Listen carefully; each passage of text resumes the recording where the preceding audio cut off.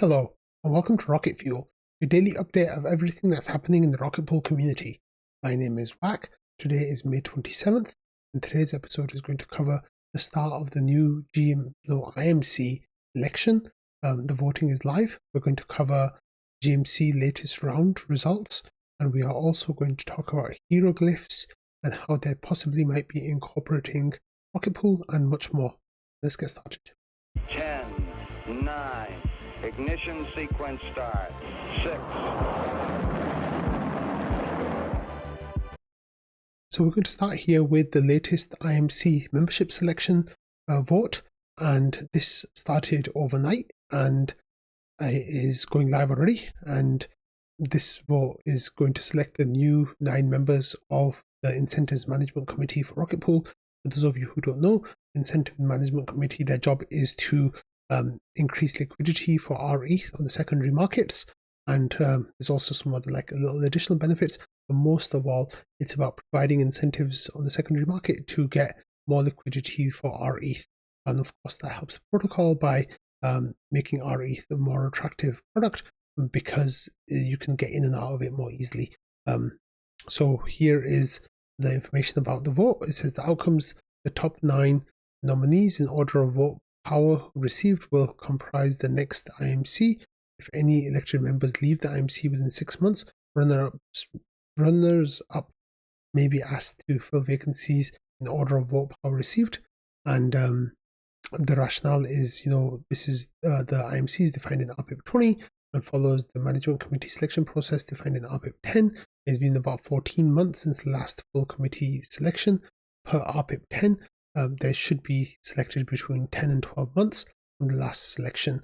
And then for context, you can read nominee statements, you can read nominee metrics and discussions, including questions for the nominees. And IMC membership history can be found in RPIP 36. Links to each nominee information statement. And then there's Pateris, Samus, Val, Jasper, Non-Fungible Yoakum, Dr. Worm, Phil, me, Wack, Astanita, Duki, Lululo, and Lee M. So this vote has already started. I put my vote in where I've just put a placeholder vote in where I've voted for everyone equally. I'm going to go back and move some of this around in the next few days. But the voting, like I said, has already started. So here you can see on the right side of the screen. Actually, let me change this so you get a better view. Waldorf is currently leading with 211 votes. Jasper is second with 207 votes. I am third with 183 votes. Then we have Pateris, Non-Fungible Yoakum, Samus, Lululo, Duki, and Phil making up the top 9. And then Astanita, Lee, and Dr. Worm are making up the 10 to 12 positions, who would then be the runners up. So this is looking really good, and the fact is that all 12 people who have applied for this or who have been nominated for this, I think would do a great job. And I think that this is a really exciting vote, and it's going to set up a new IMC that is going to be really fun to be on if I get selected. So awesome stuff. Okay, next we have news of the 12th round of the GMC finishing, and this was the round that lasted from April 7th to May 7th. And here Schifrin says the GMC has concluded discussions on scoring for round 12, grants, bounties, and retroactive awards. For those who did not receive an award, please note that applicants are welcome to reapply. This process also begins a 14-day clock, during which, according to RPIP 15, anyone may file a dispute, and any awards not subject to challenge will become official on June 10th. So the subcommittees, as always, were development, research, and marketing. And we had Dondo, Rocknet, and Destroyer in development, Ken looking for owls and Epitaph in research, and me, RPL Maxi, and Dr. Doofus in marketing. Now, modifications from the last round. So awarded amounts. Over several weeks, the GMC discussed and passed the following proposal. Award amounts for grants, bounties, and retrospective awards will be denominated in USD. RPL amounts will no longer be price locked at the time of awards for grants and bounties. The GMC will take into account the requested token on the original application, but ultimately has discretion on whether or not to pay with RPL or LUSD at the time of the payment. For RPL calculations, the value of RPL will be assessed on the 13th of the month and at midnight UTC from CoinGecko and rounded off to the nearest RPL. And then some of the reasons for doing this: internally, the bounty board consistently fails to display accurate compensation for each project to bounty hunters. The amounts listed alongside each bounty vary widely upon recalculation, rendering most prices misleading. And then externally, price locking RPL is logical for application creators, grants, and retrospectives as they express their intentions and retain the option to forego price locking. However, for bounty hunters who did not initiate the application, the price holds less significance. The majority of our applicants are now third-party contributors who are less concerned with RPL market risks and plan their budgets in USD. Failing to adjust payments accordingly can pose financial challenges for them. Then the deferred PDAO option. The following modification is still in development but will likely be added before the next round for the GMC. So here we have the ability for the GMC to just give a decision over to the PDAO and let them vote on it to figure out how they want to proceed. There's information in this post here about how that would work and what the process for it would be. And then also with committee stipends, the GMC passed the following proposal. The GMC's monthly stipend budget will be divided equally amongst current active members. Each member will receive their share of $3,510 and divided by active members. A current active member is defined as one who participated in previous awards round by submitting feedback and decisions before the decision deadline. However, if a member missed the scoring deadline but made valuable contributions during the period, the GMC can vote to make that member eligible for compensation in that round. The vote will last for 5 days and must conclude before the 11th of the following month. And then here we have the actual application breakdown. We had 2 grant applications, 3 bounty applications, and 6 retro applications. And here are the ones that were approved and the ones that were not approved, so you can go and have a look at those. And then there's detailed results breakdown if you want to have a look at that as well. Some of these bounties need definitions you can follow the link there to find out more about definitions. And then for member participation, Ken did not participate in the decisions in this round, and members voted on many process changes, spent a considerable amount of time discussing the support work process, and then final voting stages, the DAO engagement discussion moved to a ranked vote choice where award at 66% was the winning decision. So if you are curious about anything that's happening with the GMC, you can leave a reply to this. Otherwise, you can ask Schifrin or any other GMC member who would be happy to fill you in. Okay, next we got some news here that Fraser shared, and this is about Heroglyphs Phase 2, and they have insinuated here that they would potentially let Rocket Pool users work with Heroglyphs. So if you have a look at this, let me see. So accessibility, it says we witnessed many users minting Genesis key NFTs without knowing what the requirements for solo staking involved or whether the outcome of this mint would be. I think it's important that everyone is able to run their own hardware without hefty financial requirements. In order to achieve this, we will deploy a Gnosis chain provided everything continues to work smoothly on mainnet. Requirements from a hardware perspective for running a validator on Gnosis chain is close to Ethereum, however, it's dramatically lower upfront cost. This is the part about Rocket Pool. It says further explorations are underway with Rocket Pool to make mini pools compatible to fully work with Heroglyphs. DVT solutions will also be explored to expand accessibility and help get more people running solo validator hardware. So this was actually a really exciting update for people who've been following along with Heroglyphs. For those of you who don't know, Heroglyphs is a way of changing your graffiti on your validator to help you mint meme coins, basically. And Rocket Pool users so far have not been eligible because you have to have control over the withdrawal address of the validator. And for Rocket Pool users, the withdrawal address for your validator is actually a smart contract, which is not helpful for anyone involved. So they're trying to figure out how to make ways for Rocket Pool users to become Heroglyph users. I think that is really, really cool. Okay, next we've got an update about a client update, and this one is from Myso, and Myso are saying that this is actually like a low priority upgrade, and there's just a few little issues that are going into this. So this is version 24.5.2. So if you are interested in updating this, you can do it manually, or you can wait until there's a new version of the smart node out for you to do it with that. Okay, last week we covered news of Myso Finance's initials options offering, and we actually got some more information from Etienne, who works with Myso, about this. He says, replying to Jasper about Jasper took part in the Myso IOO, and he did an Arbitrum. So Etienne says, pumped to have you on board. By the way, you can also now use RPL as collateral to farm the Myso token upside. He says here there's a transaction where someone used RPL. So in the beginning, it was stables and ETH and RETH that were used as the collaterals, but now they've also added RPL, which is actually really exciting. So the way, of course, it works is, you deposit RPL and you mint their Myso token, the MYT token, and what happens is it's like a loan. So if the price of Myso goes down a lot, you can just give back the Myso token that you minted, and you can get your RPL back.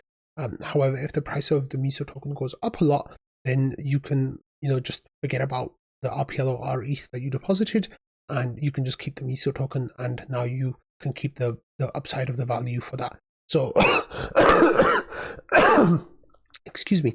So it's actually a really nice little system that they've come up with. I think that potentially a whole bunch of protocols could start using something like this.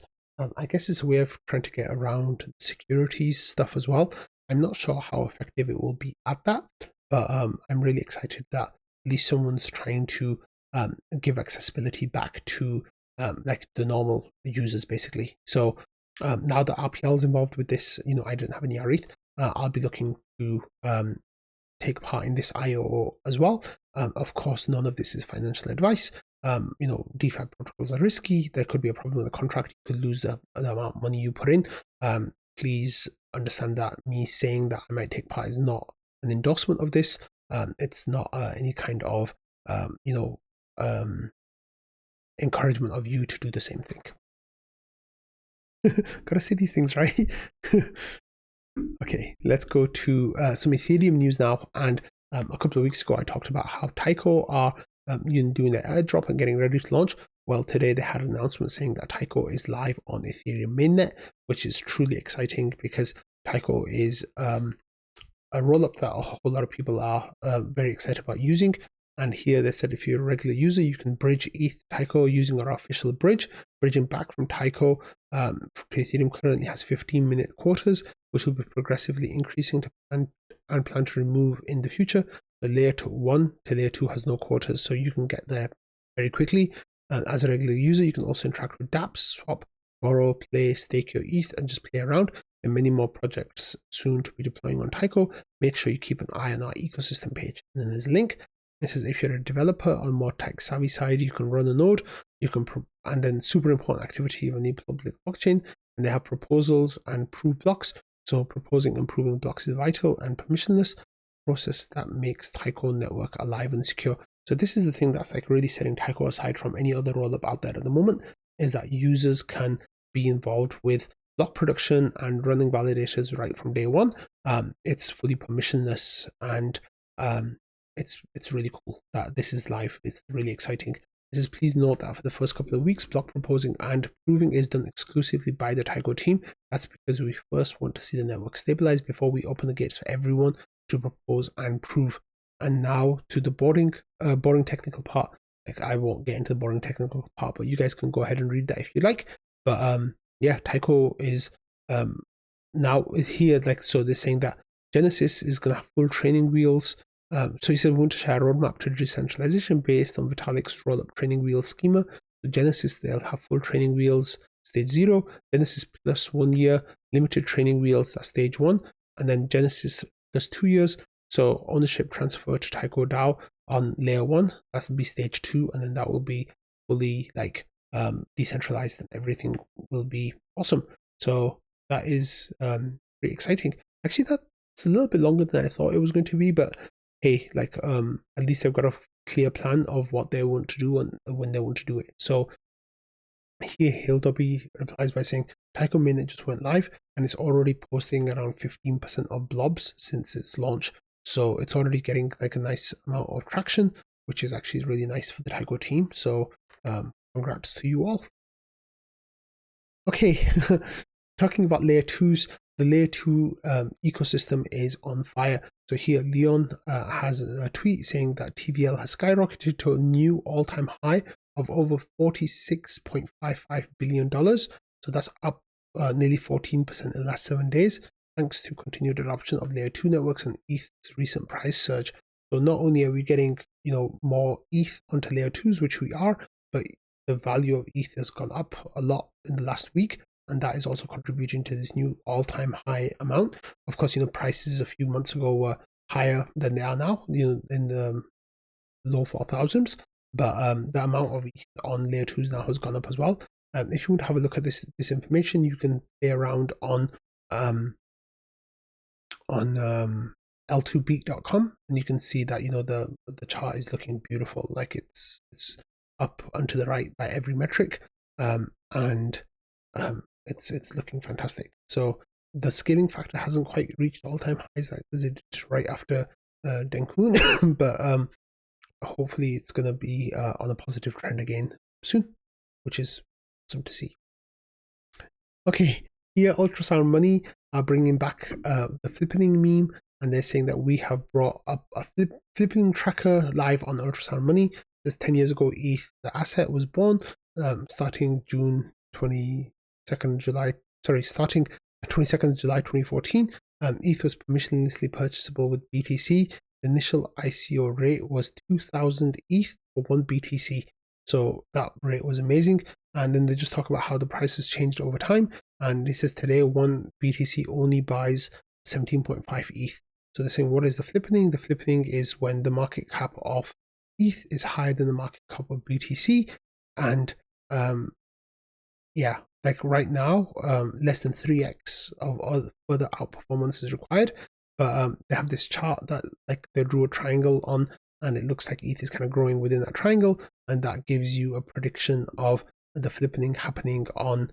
Actually, let's have a look on the website as well directly. They're saying the flipping will happen potentially by September 14th, 2026, which is 2 years and 110 days away. I think that we actually flippen BTC before that. I know this is a really, really unpopular opinion right now. Even like the most bullish of ETH, maxis out there think that it might be a few years away, if not many more years away. But I think at the peak of this bull market, we will either flip or get within striking distance of flippening. And I'm really excited about that. So yeah. And finally, today we're going to end this episode with a thing that's come out of the ETF, which is about Michael Saylor talking about ETH ETF and how it's going to change the crypto landscape. And what he said in this video is like a 2-minute clip. I think there's a full video that's going to be coming soon. He said that, this is bullish for Bitcoin, which of course he's going to say that. But one of the key things he said was that, allocators will put 60% towards Bitcoin and 40% towards others. Of course, at the moment, there'll only be ETH, which is really interesting because if he expects other people to be doing this, is he going to start buying ETH himself? I think there is a strong chance that before the end of this year, Michael Saylor will be buying ETH. Okay, so on that note, I'm going to end today's episode. So thank you all for watching, listening, and being part of the Rocket Fuel community. I hope you all had a lovely weekend, and I will see you all tomorrow. Bye.